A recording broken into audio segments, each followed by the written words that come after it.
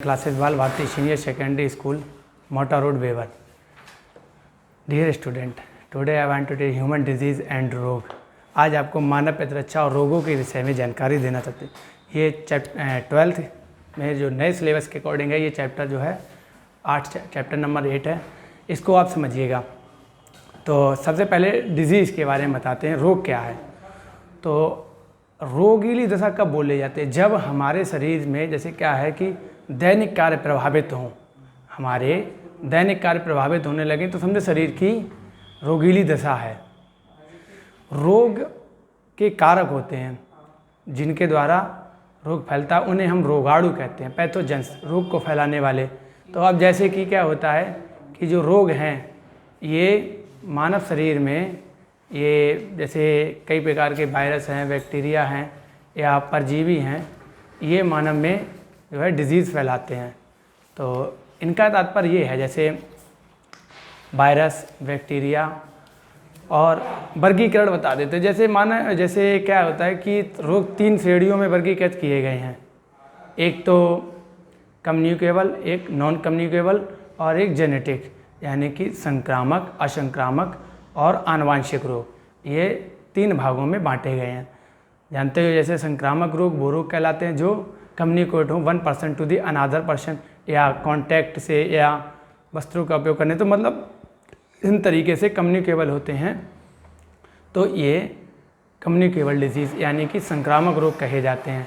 और जो रोग कम्युनिकेट नहीं होते एक व्यक्ति से दूसरे व्यक्ति में, तो उन्हें हम जो है असंक्रामक रोग कहते हैं। अब जैसे हार्ट अटैक है या ब्लड प्रेशर है, ये जो होते हैं नॉन कम्युनिकेबल रोग हैं। यानी कि इन रोगों को, ये रोग जो होते हैं एक से दूसरे में नहीं फैलते हैं। तो इन रोगों का ये है तात्पर्य कि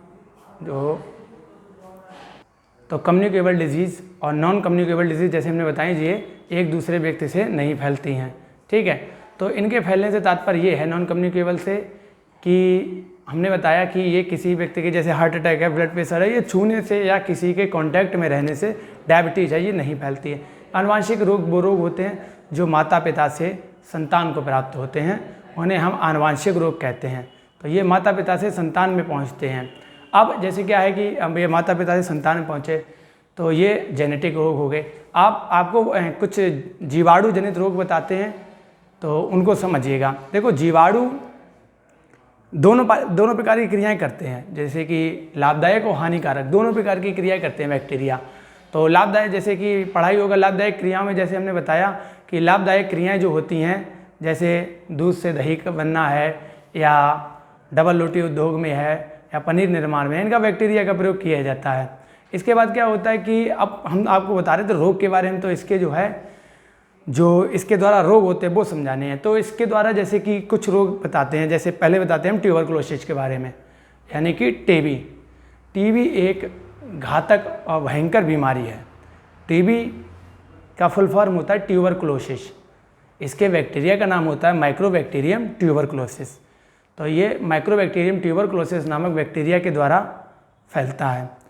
क्या होता है टीबी, जो एक मतलब हमने बताया कि ये एक दीर्घकालिक रोग है, मतलब इसकी लंबी समय तक जो है औषधियाँ चलती हैं। आजकल जो है इसके बचाव के लिए BCG है। इसे क्षय रोग भी कहते हैं, क्योंकि शरीर धीरे धीरे इससे क्षय होता चला जाता है, यानी कि कमज़ोर होता चला जाता है। तो टीबी जो है माइक्रोबैक्टीरियम ट्यूबरकुलोसिस नामक बैक्टीरिया से फैलती है। यह एक कम्युनिकेबल, हमने बताया, संक्रामक रोग है। ठीक है, एक व्यक्ति से दूसरे व्यक्ति से फैल सकता है। अब इसके कुछ सिम्टम्स बताते हैं। देखो, टीबी के सिम्टम्स रहते हैं कि जो टीबी पीड़ित व्यक्ति से सांस लेने में कठिनाई, ठीक है, रात में पसीना आना, ठीक है, और जैसे बताया कि बलगम के साथ रक्त आना, ठीक है, श्वसन में समस्या, ठीक है, वक्ष स्थल में यानी कि चेस्ट में दर्द होना, ठीक है, तीव्र खांसी आना, लो ग्रेड फीवर बना रहना, ये ट्यूबरकुलोसिस के लक्षण होते हैं। ट्यूबरकुलोसिस हमने बताया, और इसके उपचार के लिए बच्चों में तो हमने बताया BCG का टीका लगता है। ठीक है, और औषधियाँ जो है प्रतिजैविक औषधियाँ दी जाती हैं, जैसे ओजिड, ठीक है, ओसोनोनिएजिड और रिफाम्बिसिन, इथामिटॉल, ये जो है प्रतिजैविक औषधियाँ दी जाती हैं टीबी रोग के उपचार के लिए, ठीक है। बाकी लक्षणों का जो है बुखार के लिए अलग से पैरासीटामोल जो प्रयोग की जाती है वो औषधियाँ दी जाती हैं।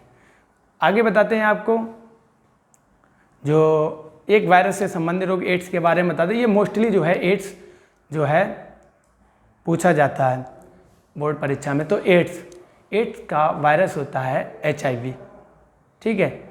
HIV का जीनोम RNA, तो इसलिए रेट्रोवायरस भी इसे बोला जाता है। एड्स की जो फुल फॉर्म होती है एक्वायर्ड इम्यूनो डेफिशिएंसी सिंड्रोम, ये एड्स रोग की डेफिनेशन होती है।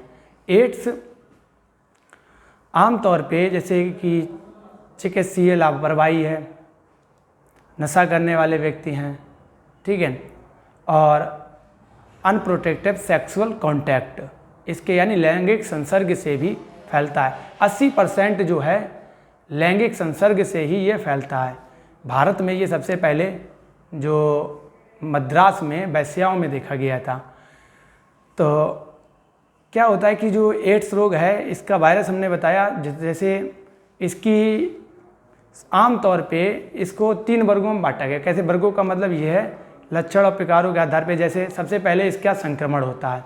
संक्रमण क्या है, या तो ये किसी भी जैसे एक ही एड्स पीड़ित व्यक्ति की निडल उसी व्यक्ति में लगा दी गई, ठीक है, इस तरीके से संचरण हो सकता है, या कि रक्त आधान यानी कि ब्लड जो है चढ़ाया जा रहा है तो बिना जांच के चढ़ा दिया गया, ठीक है। तो और जो नशा करते हैं अंतःशिरा वाला, मतलब कहने का मतलब जो है इंजेक्शन वाला, तो भी वो सावधानियां कम रखते हैं, तो उनमें भी इस तरीके के एड्स की जो है पहुंच सकते हैं। और जो सबसे ज़्यादा अधिक फैल रहा 80% जो हमने बताया लैंगिक संसर्ग से, अनप्रोटेक्टेड सेक्सुअल कांटेक्ट के माध्यम से ये कम्युनिकेट होता है सबसे अधिक। इसीलिए इससे जानकारी के अभाव के कारण जो युवा है इस रोग से अधिक ग्रसित है, ठीक है। भारत में 1% एड्स रोग के पीड़ित व्यक्ति हैं। तो जैसा हम बता रहे थे कि इसका एड्स का संचरण जो होता है यानी कि संक्रामक जो संक्रमण होता है वो हमने बताया लैंगिक संसर्ग से, सेक्सुअल कॉन्टैक्ट से, चिकित्सीय लापरवाही के द्वारा, इन तरीक़ों से ये फैलता है, ठीक है। और एड्स का जो हमने बता रहे थे कि एड्स जो है माता पिता से संतान में भी पहुंच सकता है, ठीक है। और ये हमारे शरीर के जब इसका देखो शुरुआत में एड्स के जो लक्षण होते हैं वो शुरुआत के 2 से 4 हफ्ते के बीच 70 से 80% लोगों में हल्का बुखार, ठीक है, और सरदर्द, बदन दर्द लक्षण आते हैं सामान्य से, और ये शीघ्र ही नष्ट हो जाते हैं। फिर इसके बाद 3 से 12 साल लगते हैं इसके उद्भवन काल में। तब तक ये क्या करता है HIV वायरस हमारे लिम्फोसाइट्स को नष्ट कर देता है। लिम्फोसाइट्स हमारे शरीर में एक प्रतिरक्षी होते हैं। ये प्रतिरक्षी जो होते हैं ये हमारे शरीर में जो लिम्फोसाइट्स होते हैं ये प्रतिरक्षी हमारे शरीर में रोगों से लड़ने की क्षमता प्रदान करते हैं। अब HIV वायरस इन्हीं पर अटैक करके इनको ही नष्ट कर देता है। तो अब ये जो प्रतिरक्षी हैं इनका जैसा हम बता रहे थे इन पे ये अटैक करता, अपनी संख्या बढ़ाता रहता है इतने सालों में 3 से 12। फिर जब पूर्ण विकसित एक प्रकट होता है तो उसमें लक्षण प्रकट होते हैं जो 3 से 12 साल लग जाते हैं। तो उनमें लक्षण ये रहते हैं पागलपन, निमोनिया, TB, त्वचा कैंसर, ठीक है, मलेरिया, और अंत में व्यक्ति की शरीर धीरे धीरे वो है कमज़ोर होता चला जाता है, व्यक्ति की मृत्यु हो चली जाती है, ठीक है। तो एड्स एक जो है एक जो हमने बताया कम्युनिकेबल डिजीज़ है। और एड्स का क्या है कि ये जो एड्स कम्युनिकेबल डिजीज़ जैसे बता रहे थे हम, और ये एड्स का सीधा तात्पर्य है कि जैसे मान लो कि युवाओं में जानकारी सबसे ज़्यादा ज़रूरी है, जानकारी। तो अगर जानकारी नहीं होगी तो जो है एड्स का फैलाव होता चला जाएगा।